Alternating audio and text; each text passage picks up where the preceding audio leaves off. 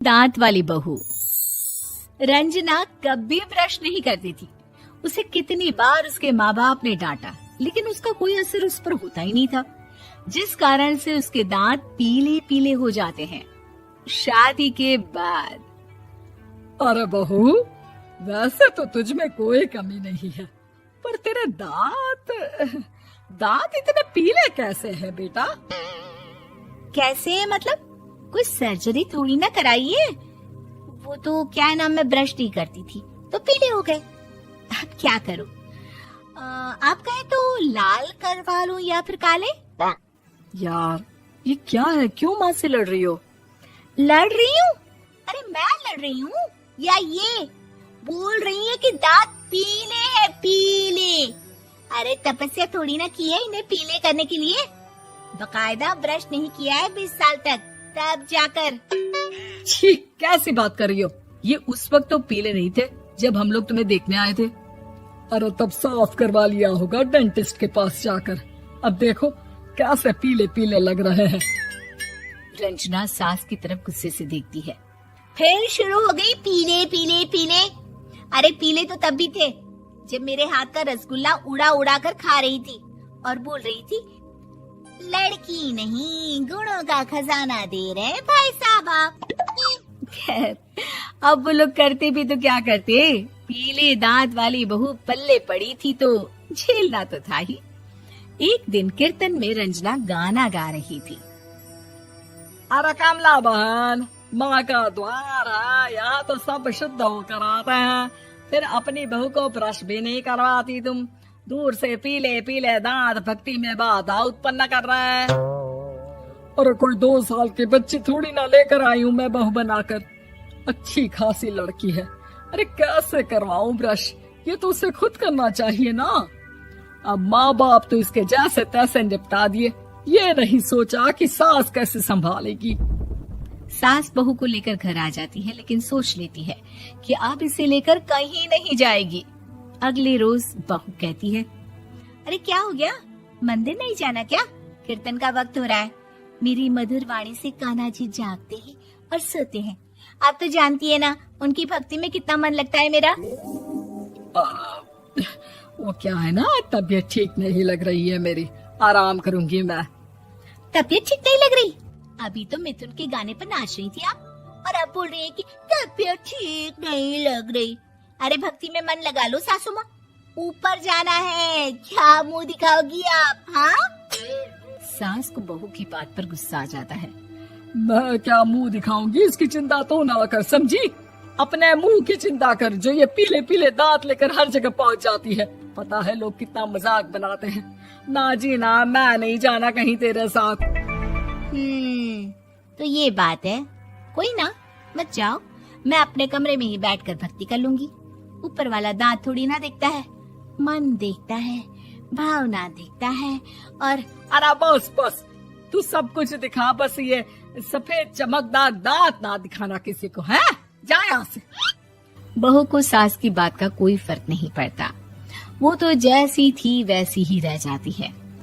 सुबह नहाकर किचन में खाना बनाना, फिर खाना खाना, कीर्तन भजन करना और सो जाना। एक दिन, माँ जी मैं सहेली के घर जा रही हूँ, शाम को लेट आऊंगी। हाँ हाँ तो जाना, मैंने कौन सा तेरी आरती करनी है घर पर बैठकर। रंजना सहेली के घर जाती है, जहाँ वो पार्टी में जाने की तैयारी कर रही होती है। अरे शिखा, कहाँ जाने की तैयारी कर रही है? मैं गलत वक्त पर आ गई क्या? अरे नहीं यार, उल्टा सही वक्त पर आई है। मैंने ये साड़ी और ज्वेलरी निकाली है यार, शाम को इनके ऑफिस की एक पार्टी में जाना है। बताना कैसा लग रहा है ये सब? नहीं यार, इस ड्रेस के साथ तो वो वाली ज्वेलरी अच्छी लगेगी। हाँ हाँ सही बोल रही है, मैंने ध्यान ही नहीं दिया। वैसे तो हमेशा से मस्त फैशन सेंस रखती है। तो बड़ा जाती होगी ना पति के साथ पार्टी में। रंजना कुछ नहीं बोलती, बस सोचती है कि यार काश ये बात सही हो जाती, पर मैं क्यों नहीं जाती पार्टी में? क्या इन लोगों की कोई पार्टी होती नहीं होगी? रंजना घर आती है और रात में पति से सवाल करती है, एक बात बताइए, आप मुझे किसी पार्टी में क्यों नहीं ले जाते? क्या आपकी यहाँ ऑफिस में पार्टी नहीं होती? पति बेचारा क्या कहता कि दांत पीले हैं तुम्हारे इसलिए। अरे कोई पार्टी होती नहीं हम लोगों के ऑफिस में, तो कहाँ से लेकर जाऊं? और मार्केट, मॉल, कहीं वीकेंड घूमना, कहीं तो। अरे यार सारे हफ्ते में एक छुट्टी मिलती है, तो सोचता हूँ कि आराम ही कर लूं। क्यों? रंजना मन मार के रह जाती है। पहले कभी सास के साथ मंदिर जाया करती थी, लेकिन वो भी सास ने ले जाना बंद कर दिया। घर बैठी बैठी रंजना बोर हो जाती है। तभी उसे आइडिया आता है और वो मायके जाने का सोचती है। सासू माँ, 2 दिनों के लिए मम्मी के घर जा रही हूँ। अच्छा ठीक है, आराम से जा। और हाँ, माँ से कुछ अच्छी आदत सीख कर आना कि कैसे शरीर के हर भाग की तरह दांतों की सफाई भी जरूरी होती है, समझी? शुरू हो गई ना आप। वो लोग आपकी तरह नहीं है कि छोटी छोटी बात का बतंगड़ बना दे। उन लोगों के लिए मैं मायने रखती हूँ, ना कि मेरे पीले पीले दांत। रंजना माँ को बिना बताए उन लोगों को सरप्राइज देती है, लेकिन जैसे ही वो दरवाजे पर पहुंचती है, अंदर देखती है कि घर वाले कहीं जा रहे होते हैं। अब माँ, काश रंजना दीदी के दांतों वाली प्रॉब्लम नहीं होती, तो वो भी हम लोगों के साथ चलती ना बुआ जी की बेटी की शादी में। हाँ बेटा, लेकिन अब उसे कौन समझाए कि उसको उसके पीले दांत नहीं दिखते, लेकिन उसके आसपास के लोगों को कितना एम्बैरेसिंग फील कराते हैं। मुझे तो कितनी बार उसके स्कूल की टीचर ने शिकायत की कि उसके साथ कोई लड़की बैठना भी नहीं चाहती, और ना ही कॉलेज में कोई उससे बात करना चाहता था। लेकिन पता नहीं क्यों उसे ये बात समझ में ही नहीं आती।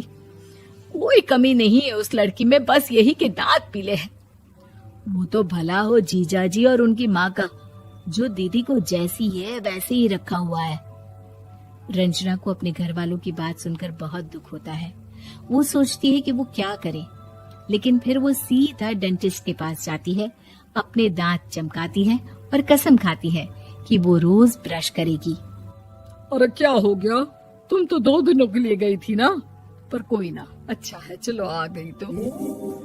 रंजना सास के सामने आकर खड़ी हो जाती है और पूरी स्माइल करती है, उसके चमकदार दांतों को दिखाती हुई। हैं? चले मंदिर? माँ, मुझे माफ कर दीजिए, मैंने आप लोगों को बहुत एम्बैरेसिंग फील करवाया। मैं आज